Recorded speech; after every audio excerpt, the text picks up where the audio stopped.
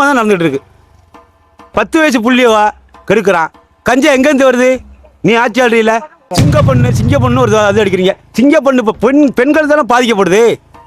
10 வயசு பொண்ணு கற்பழிக்கிறான், 8 வயசு பொண்ணு கற்பழிக்கிறான். அது என்ன அரசாங்கம்? இந்த மோடியை பற்றி இது வரைக்கும் ஒரு வார்த்தை கூட பேசுறது கிடையாது. ஆட்சியில் இருக்கிறாரு, மோடி எதுக்குறாங்கிறாரு. மோடியை வச்சு எந்த ஒரு மோடின்னு கூட சொல்லலை, பிஜேபி சொல்லவே இல்லை. என்ன காரணம்? அப்போ அந்தரங்கமாக நீ பார்க்குறியா? ரொம்ப பாதிக்கிறோம்ல. கஞ்சாவை குடிச்சு விட்டு அடியாவை அடிக்கிறானுவ. பொண்டாட்டி பிள்ளைய அவள் அடி அடிக்கிறான். இந்த கஞ்சா வைக்கிற பையன் எவனு தெரிஞ்சா வழக்கமத்தில் அடிக்கலாம். தெரிய மாட்டேதே. கொலை தானே நடக்குது ஊருக்குள்ள கஞ்சாவில். ஒரு 2 வயசு பொண்ணை கிடக்குறான். அவன் எவ்வளவு குடிச்சிட்டு கிடத்துப்பான்.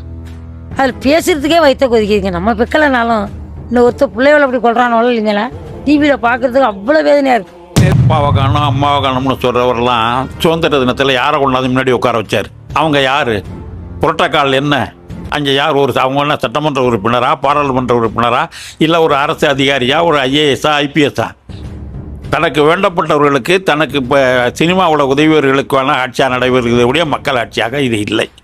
10 மாதமாக என் தங்கச்சியோட குழந்தை தங்கச்சி இறந்துருக்கு, என் வீட்டு சகோதரன் இறந்துருக்குறான், அவ்வளோ சோகத்தில் இருந்தேன்னு சொல்லிட்டு மலேசியாவில் போய் குத்தாட்டம் போட்டாங்க இந்த ஆளு. பேச்சு வந்து எப்பா நீ விஜய்க்கு தான் போடணும், இல்லை அண்ணனுக்கு தான் போகணும்னு சொல்லி இப்படி சொல்லியே இந்த புள்ளியோட வாட்ஸ்அப்பில் அனுப்பி இந்த புள்ளியை தான் போட்டு குறைஞ்சி யாரும் அரசியல் நல்லா பண்ணுவார் யாரும் போடல. அப்படி தேர்ந்தெடுத்தோம் இது வரைக்கும் பண்ண பாடல இல்லை.